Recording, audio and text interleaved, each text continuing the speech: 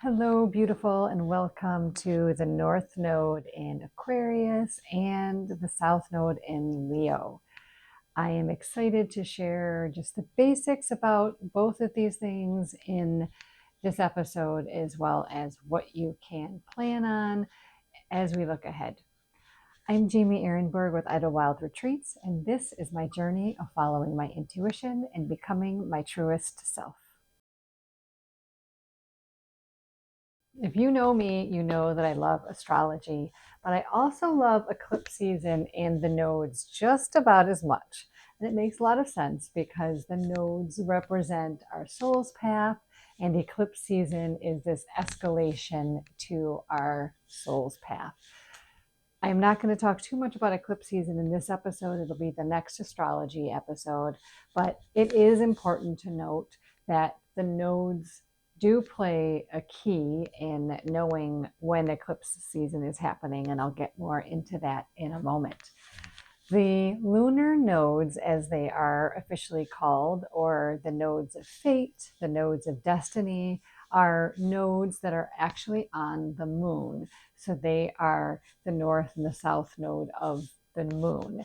They are not anywhere else in the solar system, but they're nodal lunar nodes that we're referring to with the north and the south node. And the north node always represents, you can find this on your birth chart, but we can also talk about it as the collective. It's our destiny. It is our dharma. Where the south node is what we've come in with in this lifetime. So it's our karma. And it doesn't necessarily have to be bad. It could be things that we're meant to be walking away from. But it's also, there's a lot of golden experience and a lot of golden gifts that are in the south node as well.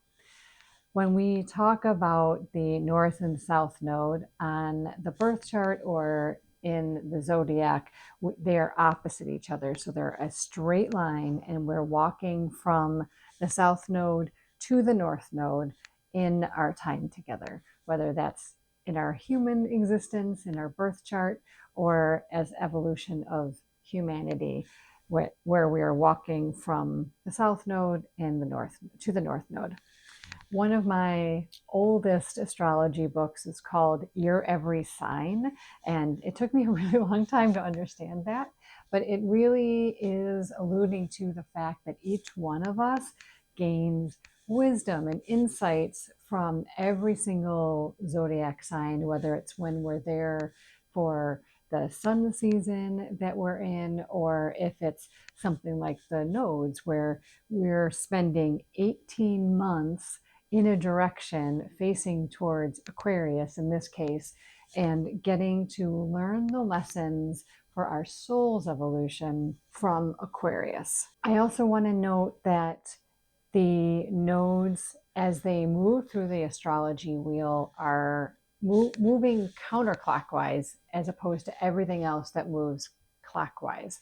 So you'll notice that we are leaving the Virgo Pisces nodal axis, moving into Aquarius and Leo, which is moving the opposite way rather than how we normally experience the zodiac wheel and everything else.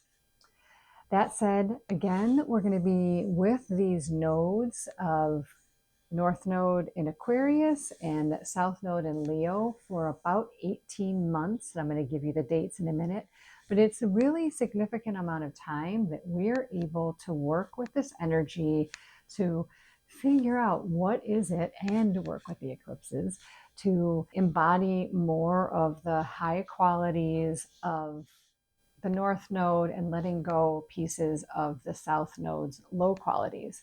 And I'm going to get into a little bit more about my particular insights when we start talking about Aquarius and Leo themselves. So that said, July 26th, we are moving into the North Node in Aquarius. We had our first taste of that in the February 17th eclipse earlier this year in 2026. And we'll be holding this North Node, South Node line all the way until the end of March 26th of 2028. So we have well more than 18 months with these lunar nodes, and we're really going to get an opportunity to work with them. We are going to be having our next solar eclipse. It's a total solar eclipse in August 12th, and that will be in Leo. So we got our first taste of the Aquarius North Node back in February, and we're going to begin to feel more into the Leo South Node in August. So it's not too far away from when I'm recording this episode, and likely when you're watching it. I want to get more into the flavors and the essences of Aquarius and Leo, and what we can think about leaning into or leaning away from with both of these. Again, North Node is our Dharma, and South Node is our karma. So it's what we're walking away from and what we're walking to in this lifetime and in this time that we are being human together as a collective. You know that Pluto is in Aquarius, and that was a really big shift that happened about 3 years ago, and we've been feeling we're still just in the early degrees of that. But I believe that our experience with this North Node in Aquarius is really going to be bringing up something new and deepening in what this really means for us. So for this episode, I connected with my guides and my intuition and really honed in on what were the 3 main energies we should think about with each of these zodiac signs and how we can work with them. I didn't want to get too weedy with this because there's so much that we could be talking about with Aquarius, with Leo, but you've already been starting to hear about that. If you didn't watch the Jupiter and Leo episode, I highly suggest you go back to that. I will link that in the next video to watch in case that's of interest to you. When we think about Aquarius, though, it is the future. It is the collective. It is our community. And it is being able to imagine something so different and then bring it in to regular rhythm and routine and really able to hold that. Aquarius is a fixed sign, so it actually likes to hold the energy, but at the same time, it is bringing in whatever new needs to come in to be able to support the collective and the way we work together and our visions for the future. It's going to bring it in as a very new and different thing, but it will also be then how do we actually make this happen and make this ultimately a routine. So the 3 words that I had really honed in on for what Aquarius is for this North Node experience is community, working together with others, and futuristic innovation. So community. We are going to be feeling a lot more the exploration of what is it like to work in community, which I will say is an opposition to some of the fire horse themes, some of the Aries. So we've got Saturn and Neptune in Aries, which is all about the self and the one. And so that we've got this polarity there and with Leo itself of how do we work with the good of all. And how do we do that futuristically and innovatively? But then how do we really begin to develop meaningful relationships and work habits and ritual habits and life habits together with others, and not just coming up with ideas by ourselves, but coming up with ideas and implementing them together. And that is where I believe that we're going, but also it is a shadow of Aquarius to have hive mind or groupthink. So we don't want to be able or want to be just everybody's agreeing on the same things and we're all moving forward together in that one direction. It's not about that. That's the beautiful thing again about that Aries energy, that fire horse, and then Leo, because Leo is about the self. It's about being your bright, beautiful self and being able to hold that without ego.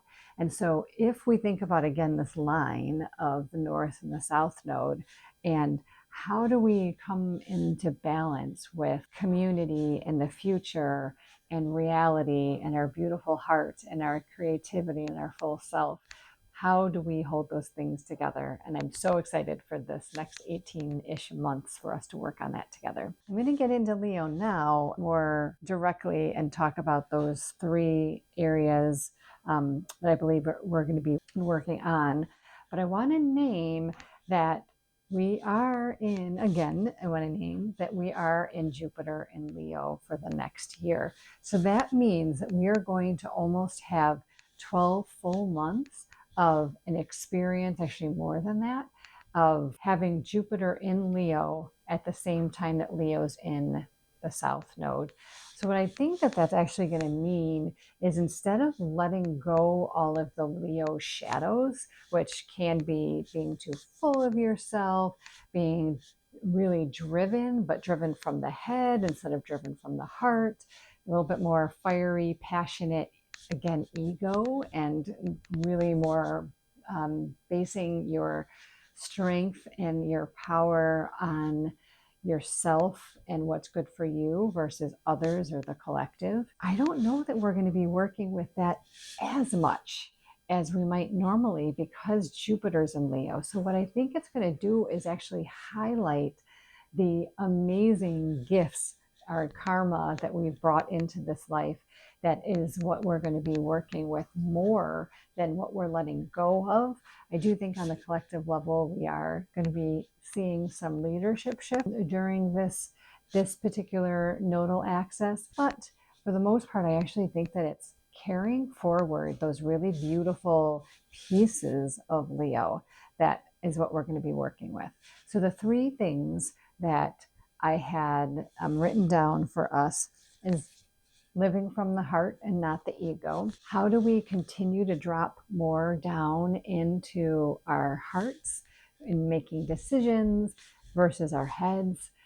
Coming here and being able to be open and soft in our heart space, and knowing what's for us or what we should do from there. Again, there's a beautiful episode on Jupiter and Leo, and there's a whole Jupiter and Leo practice that I also encourage you to watch if you want to feel into this even more, if something's pulling you. The second point was taking up your space. It's a big piece of Leo, but not at the fall of others. So how can you take up your space and others also take up their space, and being able to work mutually with that, and so that we're all being our full true selves and taking up space, but we're not doing it in a power focused or diminishing way for the other. And lastly, how can you bring more joy and curiosity into the way you move through the world?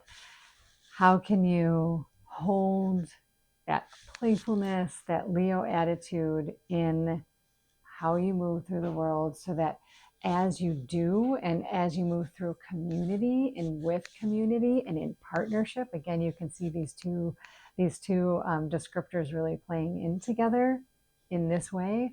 How can you do that in a way that is supportive for the whole and just allows us all to grow and think differently, because we're bringing in that different essence with us. Overall, I think the biggest thing that we're going to be trying to work through during this nodal time is the balance between you and the team, and self and community. And how do we hold both of those so that they're both elevated and they're both expanded and they're both able to be heart-filled and not eclipsing each other? Like, how do we do that so, again, we can be our full true selves in still thinking about the community and being able to hold them both, ourselves, others, ourselves, the team. How do we play into that, and how do we work with that in that balanced sort of a way? The heart and the ego, how do we hold these all in balance as we move forward in the next 18 months? As I said, the next astrology video will cover the eclipse season coming up in August of 2026, so stay tuned for that. And I would love to hear what resonated the most with you in this video. What themes, what things are showing up in your own birth chart too, if that's a thing that you want to focus on. I would love to hear more about how and what you believe that this shift in these north node, south node axis is going to provide to you in your soul's path. I'm sending you a lot of love, and thanks so much for being here.